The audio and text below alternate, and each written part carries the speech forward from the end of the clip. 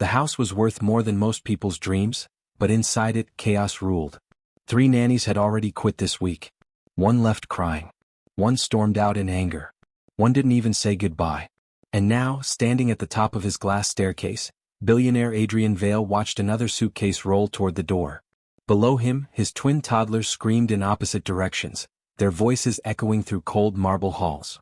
The sound cut deeper than any business loss ever had. Before we continue, drop a comment with the city you're watching from, and when this story ends, rate it from 0 to 10. Adrian had conquered industries, crushed rivals, and built an empire from nothing. Yet every night, he stood powerless in his own mansion. Since his wife passed 2 years ago, silence and disorder had replaced warmth. His children no longer slept through the night. They pushed away anyone who came close. And every nanny eventually ran. "Daddy, they all leave," his daughter whispered once. That sentence still echoed in his head. That morning, the agency sent a final recommendation. Not a high-profile professional. Not someone with glowing celebrity references. Just a woman named Mira, quiet, unassuming, and willing to start immediately. Adrian had nothing left to lose. By noon, the twins had already thrown food across the kitchen. One had locked herself in the bathroom. The other cried under the table. Adrian braced for yet another failure. He expected shouting, tears, resignation. Instead, the house went silent. Minutes passed. Then an hour. Still quiet. Panicked, Adrian rushed toward the playroom, only to stop in disbelief. Both children were asleep on the floor. Safe. Peaceful. And beside them sat the new nanny, softly humming, a sound he hadn't heard in his home since his wife was alive. And in that moment, Adrian realized something impossible had just begun. Adrian didn't move for several seconds.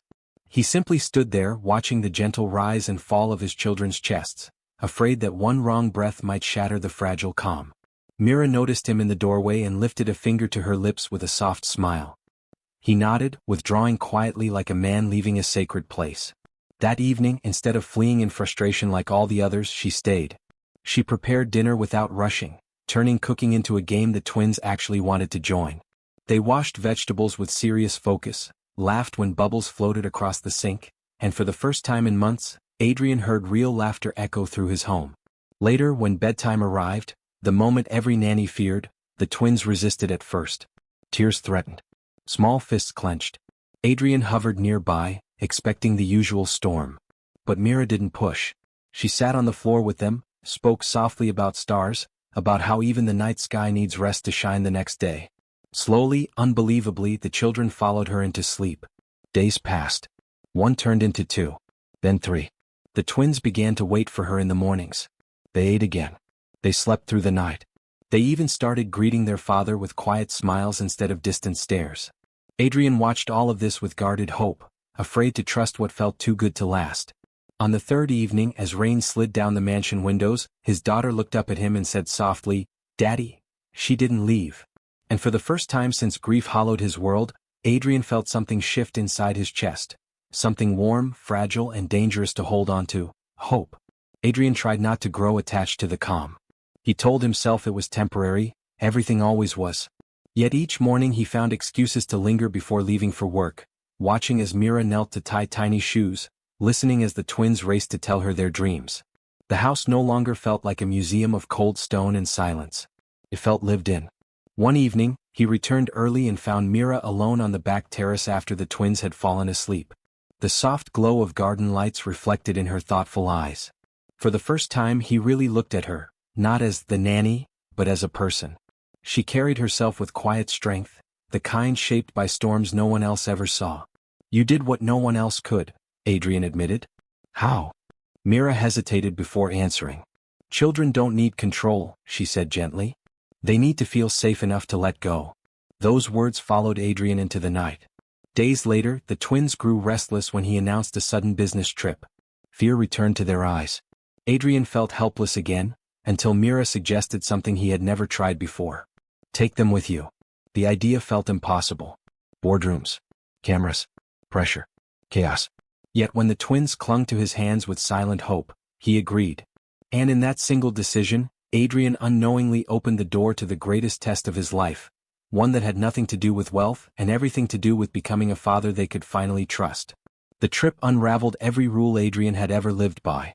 Private jet delays, unfamiliar hotel rooms, whispered meetings. All of it was easy compared to explaining a strange world to two little hearts that still feared being left behind. The twins barely slept the first night, clinging to each other on the wide hotel bed, their eyes following every movement he made. Adrian sat beside them long after they drifted off, realizing how little he truly knew about the fear they carried. The next day during a critical deal, his phone vibrated nonstop. Messages from Mira, simple updates, steady reassurance. They're okay. They miss you. They believe you'll come back. Those words cut him deeper than any negotiation ever could. He rushed through the meeting, abandoning tradition, and returned to the hotel early. That evening he surprised the twins with room service pancakes, served on the floor like a picnic. Laughter broke out when syrup spilled across the rug. Adrian expected panic, but instead something inside him loosened. He laughed too. And for the first time since his wife's passing, he didn't feel like a guest in his own children's lives. But when he returned home days later, relief quickly turned into fear. The agency called with troubling news about Myra's past, an accusation that painted her as unstable. Doubt flooded his thoughts. Had he trusted too easily? Had he put his children at risk? That night, as the twins slept peacefully under Myra's watch, Adrian stood in the shadows of the hallway, torn between the calm he had finally found and the warning that now threatened to destroy it. Adrian barely slept that night. The agency's warning replayed endlessly in his mind, twisting every peaceful moment into doubt. By morning the fear grew too heavy to ignore. He called Mira into his office while the twins played unaware in the next room. His voice was calm but his chest felt tight. He asked about her past. Mira didn't argue. She didn't panic. She simply told the truth. Years earlier, she had taken responsibility for a child who wasn't hers during a crisis at a shelter. When the system failed to protect that child, Mira broke a rule to keep the child safe. The accusation followed her everywhere. It cost her jobs. It stained her name. But she never regretted protecting someone who couldn't protect themselves. Adrian studied her carefully. Not weakness, strength. Not recklessness, compassion. The agency had only shared the shadow of the story, not the light. Before he could respond, a small voice broke the tension. His daughter stood in the doorway with wide eyes. Are you sending her away too? The words shattered him. Mira knelt immediately. I'm right here, she said softly. The twins rushed into her arms like they had known her forever. And in that moment, Adrian understood something his money had never taught him. Trust is not built through safety alone, but through courage. He dismissed the agency permanently that same day. Mira stayed. But the greatest change had only just begun to take shape. The real transformation didn't arrive with applause or grand gestures.